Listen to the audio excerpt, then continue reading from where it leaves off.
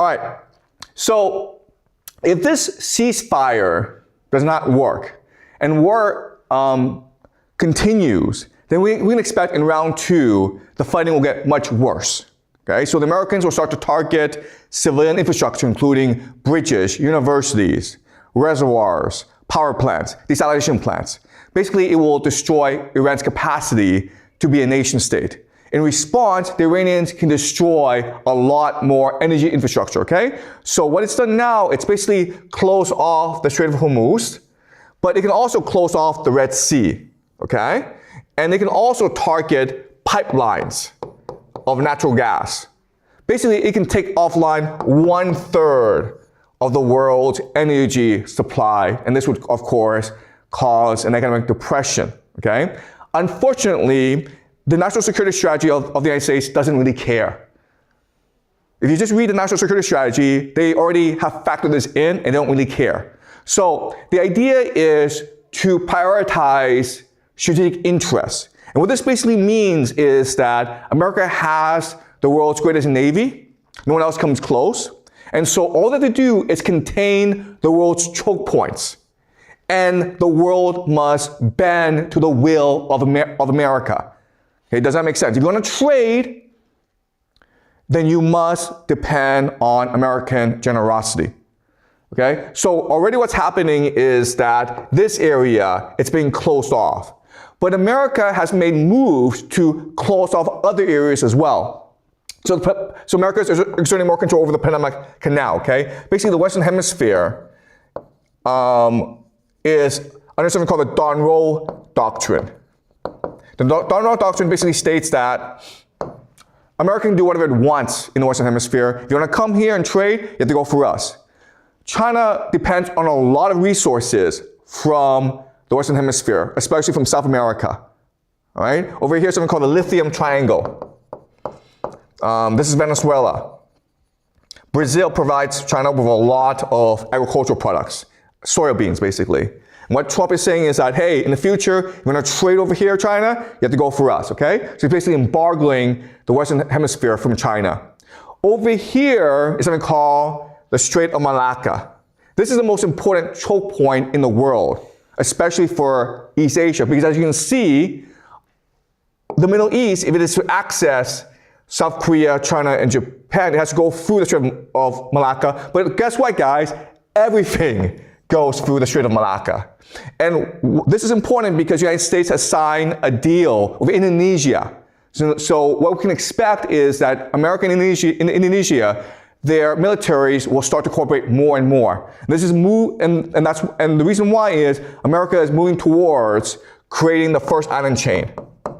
Basically, militarizing the first island chain in order to deter China, to embargo China, basically. What we're also seeing is that Japan is now rapidly remilitarizing. They're signing more agreements with Australia and other nations, okay? They're building more weapons. This is all being encouraged by the United States as a deterrent to China. Again, this is really important. America does not want to destroy China. It does not want to humiliate China. It wants to control China. Because the Chinese economy is still very strong and powerful, and America wants to make sure that the Chinese are buying more US dollars. Okay? So it is entirely possible what's going to happen is that the Chinese will have no choice but to buy from America, okay? Especially energy. The entire Western Hemisphere belongs to America, and you want to trade with the Western Hemisphere, then you need to sign a trade deal with America. Okay? What America is also doing that's really important is that it's planning to take over Greenland. Okay? By taking over Greenland, you're blocking access. China and Russia cannot access the Western Hemisphere, okay, through the Arctic. You're also seizing control over the Arctic, okay? And there are lots of minerals and oil in the Arctic as well. Okay?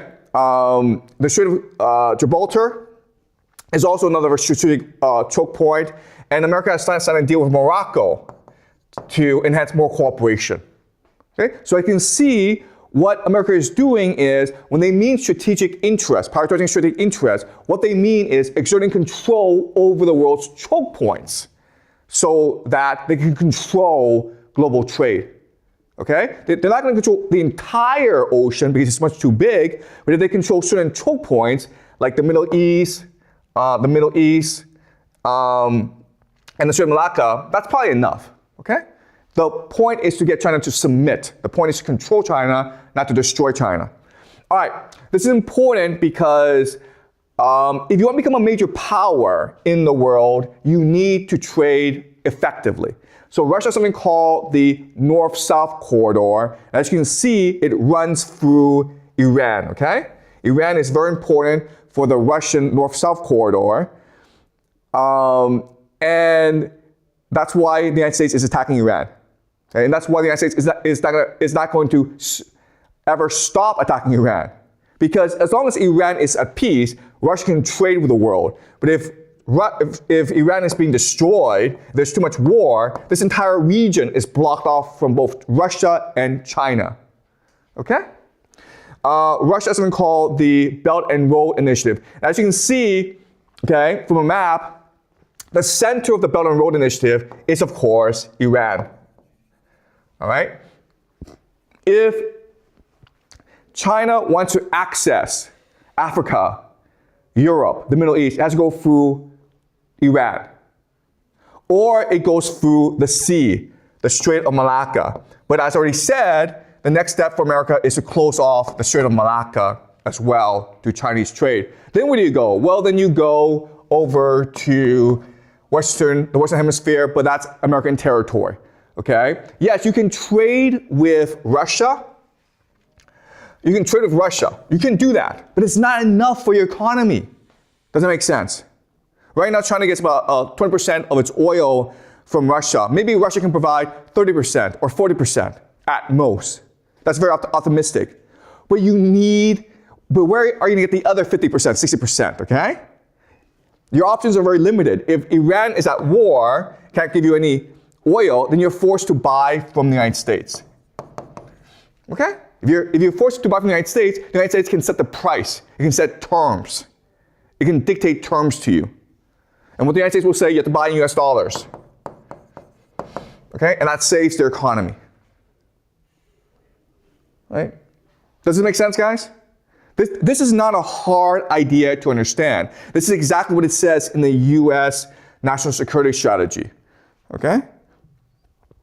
So, in many ways, you can make the argument that what's happening around the world right now, it's all an American policy of containing China, where in these flags are US military bases. As you can see, China is completely surrounded by US military bases in Japan, in South Korea, in Taiwan, even in Indonesia and Malaysia. Philippines, China's completely surrounded, okay?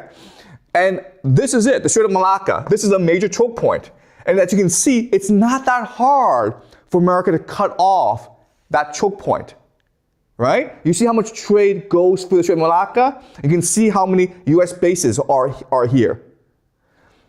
And you can see a lot of this trade goes to the Middle East, but hey, guess what? The Middle East is at war right now, so no more oil, no more energy, no more LNG from the Middle East. So you might go to Angola, but this is very important. The Americans have recently announced a naval blockade in the Indian Ocean, okay? So that's cut off your route as well.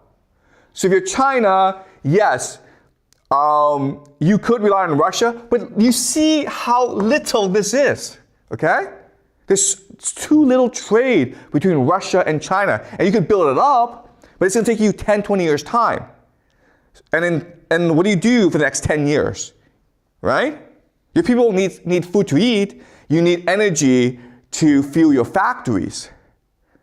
And so for the next 10 years, you have no choice but to work with the United States. And that's what Trump means by negotiating from a position of strength. Because you can set terms. You can force China to accept whatever terms you want. And quite honestly, if you just look at this map, there's very little that China can do about it, okay? There's this war in the Middle East. There's also this war in Russia, which also absorbs a lot of Russian energy. So Russia doesn't have that much resources to spare to China anyway.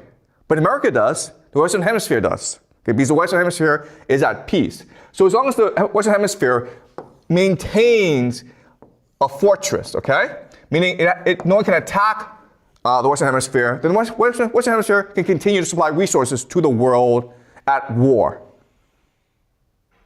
So this is what the war is about, guys, okay? It's about creating conflict in the world so the United States can maintain its empire. And the way it maintains its empire is by maintaining its control over global trade, okay? And the idea is America in the future will provide the world with energy, resources, weapons, and financing. Meaning we will actually lend you the money to buy this stuff as well. And what do we call this stuff? US dollars, okay? And so this worked really well in the 1950s under something called the Marshall Plan. Okay? The Marshall Plan. Same idea where America made products and it lent money to Europe to buy products from America. Same concept here where in the future, the world is at war, people are poor, but it's okay because America will lend you money to buy energy, resources, and weapons from America. Okay? And American factories will go up. America will be great again. Make America great again. All right? Okay. But for this plan to fully work out, America needs three things, okay? The first thing that it needs to do is create a national draft. Does that make sense, guys? Because you need soldiers in order to maintain America's core interests, right? So whichever nation is defying you, you go attack, right? The goal is for Russia and Europe to constantly fight each other. The goal is for China and Japan to constantly fight each other. You need Iran to constantly fight with the GCC and Israel, okay? So you have these three major conflicts around the world.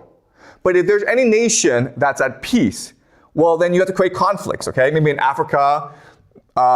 You also want to control the Western Hemisphere, so you need soldiers to go and conquer nations that defy you. Okay, so the first thing that you need is a national draft. All right. Second thing that you need is something called continuity of agenda. What does this mean? It means like now that you have this plan in motion, you cannot have a change in government, okay? So let's just say they're implementing this plan, and they're doing that right now. In 2028, the Democrats win. Well, that would screw things up, okay? So Trump needs a third term, right? A Trump third term. Because only he can implement this plan and make America great again. Okay? And the third thing that you need is an AI surveillance state. Basically, AI police state. Why? Because again, this plan can only work if the Americans don't rise up and revolt like they did in the Vietnam War. Okay? If you have a national draft in place, if Trump's going for a third term, there's going to be a lot of Americans who are going to protest in the streets, who are going to rebel, right? You can't have that happen. They'll screw things up. Therefore, you need an AI surveillance state in order to help them see the light, right? So, ICE, guys, okay? ICE. People believe that ICE is being sent to the streets of America in order to catch illegal immigrants. The problem with this is that you don't need ICE. You just need cooperation from the state authorities, okay? What ICE is really doing is basically creating conditions for a police state. It's normalizing or making common the idea of armed soldiers patrolling the streets of America in all the major cities. All right? And the reason why we think this, or we can suspect this, is look at their budget, man. Look at this budget. Before, the budget was kind of stable, then boom, it goes up to $90 billion. That's a lot of money, okay? That's almost like a new national police force that is only obedient to Donald Trump. It's basically Donald Trump's private police force in order to implement his vision, okay? Also, data centers, guys. Data centers. Now, I know that some of you are big fans of artificial intelligence, but artificial intelligence doesn't really make any money, right? ChatGPT, you can't make money off that. You can't make money off digital girlfriends or digital pets, right? So why is America building all these data centers around the world? In fact, the federal government under Trump has a plan called Operation Stargate, where they will build $500 billion, okay? They will invest $500 billion in building data centers around the United States. Well, you would want to build data centers if you want to create a AI surveillance state, right? Where everyone has digital ID, digital currency, and where everyone can be monitored to avoid people from rebelling against Trump. Okay? And that is the idea, okay? And you listen to this and you think, oh my God, America is doomed. Or Donald Trump's going to become king for the rest of his life. There's nothing we can do. Well, the problem is this. The problem is that this idea of imperial conquest is actually not a new idea, guys, okay? It really isn't. Empires have been doing this for a long, long time. It has not worked out well, okay? So the goal, again, to summarize, is to create a situation where you have Greater North America, or what they call the Technate. Okay? And this becomes a fortress. You have infinite resources, infinite manpower, and you can sell weapons, resources, and financing to the rest of the world. And you want to create as much conflict in the world as possible, right? So here it'll be between China and Japan.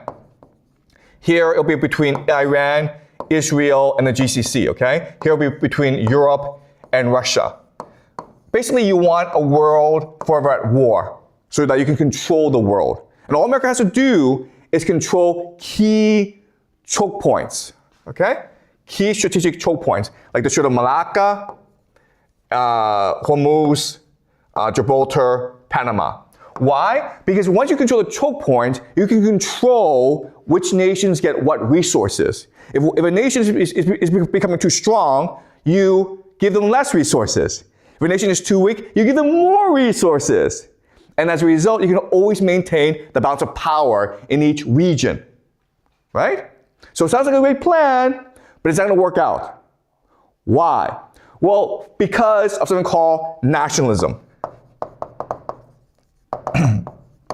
Okay? Because when you do this, when you are an empire and you impose your will on other nations, these nations are not happy about it. Right? So imagine Japan, South Korea, Europe. There people know that they're being used, right? So eventually they'll be like, screw this. We want to be independent. We want peace. So they will eventually rise up against the empire. And the way they will do this is they will work together to destroy America, or basically to remove America from the world. You can't actually attack America. Now, what America can do is say, screw you, we're the entire Western Hemisphere, we have infinite resources, we can make infinite weapons, and you can never attack us, so we'll come and attack you. Okay? They could do that. The problem then is you have division and corruption. Okay? So an empire in decline always suffers from corruption and division. Corruption just means that, yes, you've allocated $1.5 trillion to making weapons. But guess what? The vast majority of that will be stolen by people. Right? America right now is in a lot of trouble because it's a very corrupt place. Division means that the Democrats and Republicans fight all the time, what we call political polarization. So it is possible that as America is being asked to fight more wars overseas, you have civil war in America. The other thing is, when America takes over the entire North America, including Canada, Greenland, Mexico, Cuba, Colombia, Venezuela, Nicaragua, Honduras, they won't be happy about it, okay? So you're going to have insurgencies.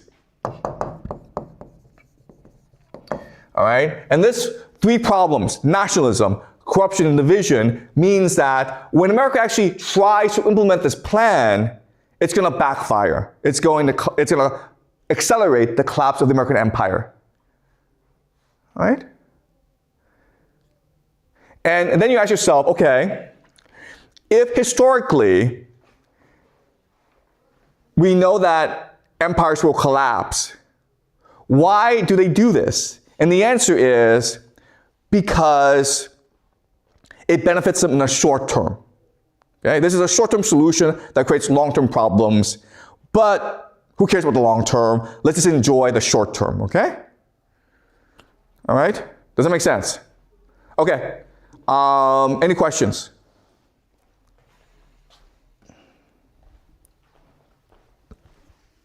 But for the war between Iran and America, you previously said that America will lose the war, but according to the analysis that you just did, like America will try to control nations around China and those nations, but it will finally backfire. So the result of that predictions will still be America will lose, right?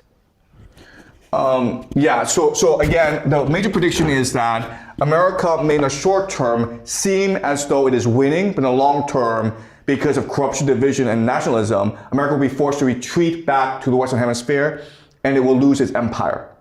All right? And yes, America will lose the war in Iran. Okay, be forced to retreat from Iran, but it doesn't really have to win the war. It doesn't have to defeat Iran. It just has to make Iran constantly in a state of chaos and war. Okay, does that make sense? Because the point is to control the choke points. Okay, the key are the choke points. These are the keys.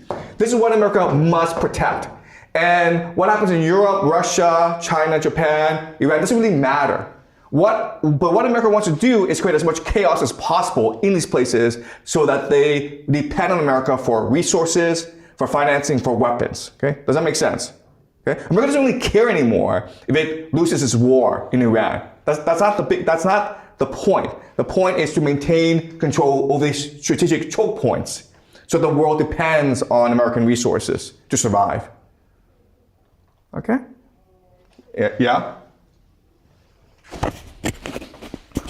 Does China or any other countries discerns that America is trying to control the trade route of China?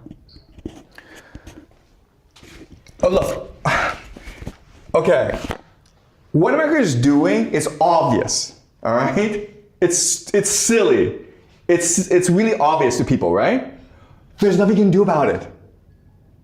There's nothing you can do about it because America has a blue water navy that controls the oceans. So the question then is, what happens in the long term? Well, in the long term, what's going to happen is that Russia will challenge America in these choke points, okay? And this is already happening in Cuba, okay? Cuba is here. And we'll discuss this next class, but Cuba is under embargo right now, and Cuba is trying to become closer with Russia, okay?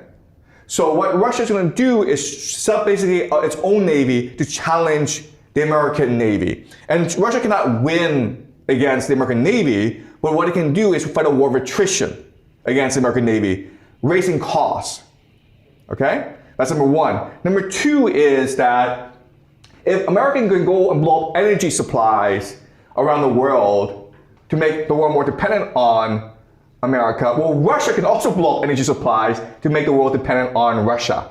Okay? So what's going to happen is that Russia and America are going to compete against each other. All right? And most of the world is ultimately going to side with Russia in order to balance the United States, because the United States is too much of a bully. And at this point, in the short term, China has no choice but to work with both Russia and America, because China's not strong enough to challenge either. Does it make sense? Okay. Yeah, Alan? So my question is about how Trump gonna like deal with the internal conflict in American. Like there's right now he only had like 37% of supporting rate, and Democrats seems didn't agree with his plan. So how he gonna do about this? And what is if Democrat Party didn't agree with Trump's plan? What is the plan of Democrat to American? Okay, yeah. So first of all, the Democrats have no plan. Okay, this is why America is in so much trouble, because the Democrats have absolutely no plan of themselves. Okay, so even if the Democrats were to win office in 2028, what they will probably do is continue Trump's plan, because they themselves don't have any plan. Trump's plan to stay in power is just basically he'll cheat. Okay, he'll rig the elections. He'll cheat. Okay, that's his plan moving forward, and he'll probably get away with it. Okay. Okay. Any more questions, guys? All right. So we'll continue this next class. Okay.